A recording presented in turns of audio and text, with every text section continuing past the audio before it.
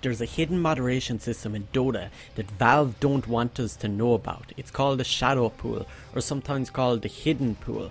And the idea is that you have a behavioral score. And up until now, Valve have been hiding this behavioral score. They recently changed it. You used to be able to get it up in the console, but now you only just get a rating, which is like A, A+, F, or normal. Normal as being the highest. Now the thing is that recently, well today as of recording this on 25th of May, there's a new EU law called GDPR, and it's basically a data protection law. And one of the laws of this is that Valve have to give out data that they've collected on you when you want to like get permission to access it. So the thing is that realistically they only have to apply for EU citizens, but Valve have made it available for everyone, so that's great. So basically we can go in and see our behavioral score. I'll leave a link down in the description so you can click on that and get your behavioral score. There's a bunch of other data you can access as well, such as all the treasure chests you've opened, the purchases you've made over Steam. You can even see how many points you have in escalating odds. There's just a lot of interesting data, but the most important one there is behavioral score. And this is why I wanted to bring up this topic, as well as the fact that I was in low priority maybe about 2 months ago, and I found that my experience playing Dota had changed significantly, and I wanted to do research into it, and I found a bunch of stuff and proof that the shadow pool exists.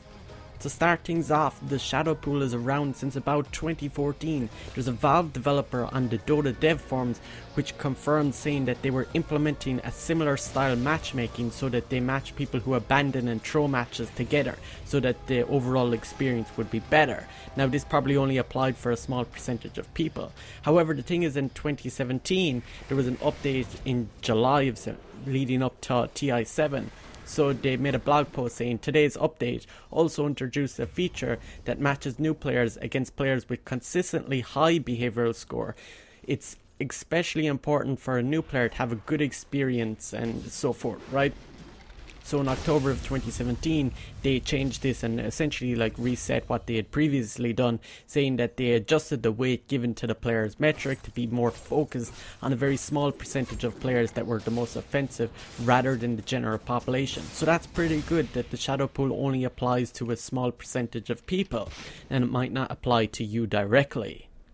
So what exactly does your behavioral score number mean? Well, 10,000 is the highest you can get and 0 is the lowest. Mine was almost 9,500, which was about that of what I was like beforehand, before they started like messing around with all this behavioral score and hiding the value from us. Now the thing is I've had points of where my behavioral score has gone lower than this, and I've found that when you're about 8,500 to 9,000, your games were okay but not amazing. You tend to get much better like teammates. It actually ends up being a little bit easier to gain MMR. And one time I fell below 8,000 for a few days, and I just personally felt it was horrible. It was so much harder to win matches, and it even applied in ranked matchmaking, which kind of gives the question is it easier just to gain MMR by having a higher behavioral score, which is not great. The other thing is that you lose 1,000 behavioral score if you abandon or get to low priority. I think the same applies right now. It might be a slightly different value or maybe even more severe. So the first thing that this hidden moderation system does is it makes you wait. It gives you longer queue times. So straight up, it's any game you're going to play. Straight away when I got to low priority, I got a 15-minute queue time. Nobody even accepted the match. Then I had to wait another 10 minutes for the next lobby, which as a whole resulted in 25 minutes of queue time, and the match only lasted 22 minutes. Now there's other reports online of people having similar stories where like they're waiting for 20 minutes plus straight after getting low priority. Now the other thing is that these reports have been going on since about mid to late 2017. This is also matches up with around the point where Valve were fiddling around with the behavioral system and how it was working. The other thing is that people who have low behavioral score, you can check it in the console. I'll leave the command stuff of what you can write in the console down in the description as well. So the behavioral score, if you have like an F, which some people have, and they're reporting that they have really long queue times every single match, and this is kind of a way of where if you spend more time waiting, you're probably going to spend less time playing. So the question comes like, how can we actually raise our behavioral score back up and get into these better quality matches and potentially even gain MMR a little bit easier because you're getting better or like teammates that don't flame as much. So the best way to improve your behavioral score is by consistently having good behavioral score cards. The thing is that it's not about just doing really well once or having a lot of commends and having a lot of reports. They don't cancel each other out. It's literally less than 3 reports and commends. It doesn't really matter how many commends, but the idea is being very consistent over time. It actually takes an enormous amount of time to increase your behavioral score, so a slip up for like 1 week will cost you an enormous amount. So it's really important to be very consistent. Well, I'll give you some tips so that you can get reported less. The first thing, like probably the best thing, is don't flame people at the very end of the match. You don't want to be the one that everyone remembers for being an idiot.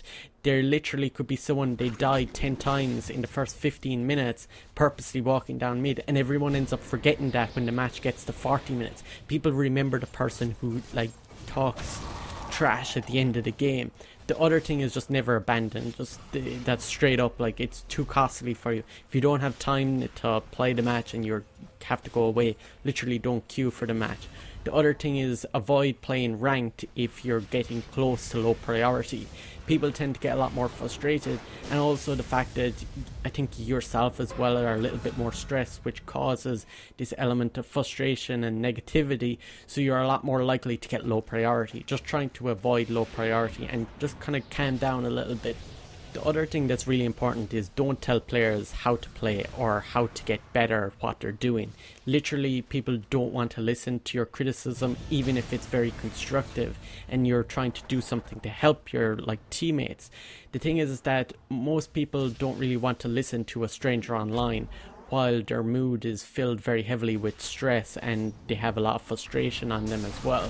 You can trigger them very easily, and it also comes into an idea of endorphins and endorphin imbalances, which I don't really want to get into, but you could Google it if you want to. The last thing that will help you with your behavioral score is avoid certain keywords such as end please, calling GG, anything that makes people get triggered. But it's more so about the fact that Valve will analyze the data. They could potentially be analyzing the data of the chat, and they can see stuff like people who call GG really early and stuff like that. But it's more so about the fact that even if you're putting in GG sarcastically as a joke, or you're like, oh, I got outplayed GG or whatever, the thing is that people will misinterpret that, especially people at mid to lower MMRs. I've seen it a lot even in 3K players. I remember when I was climbing up in MMR, the players would get so triggered even though I was joking around. Open Dota released a statistic recently as well, saying that you have about a 2 to 3% better chance of winning if your team has a positive chat at the start of the game. So now going back to the shadow pool and what other effects does it have in your accounts? Well, another thing which is somewhat problematic, there isn't any direct proof of this, but essentially what's happening is that the plus or minus 25 MMR is not shown anymore in the menus. So it means that Valve can put you in more unfairly matched games, meaning that they could put you in 10 minus 24 matches in a row. So you would be in minus 24 MMR every time, and you'd be at a disadvantage every game. You would be losing the correct amount of MMR, but it makes it significantly harder for you to win matches, and you're probably going to lose a lot of MMR if you play a lot while you're still in this shadow pool.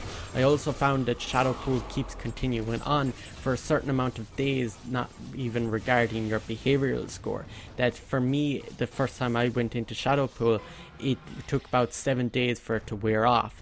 Literally, I lost MMR because of it as well. And I also felt that I was having a lot more minus 24 matches while looking through the thing, but I didn't need to keep track of it with a spreadsheet or anything.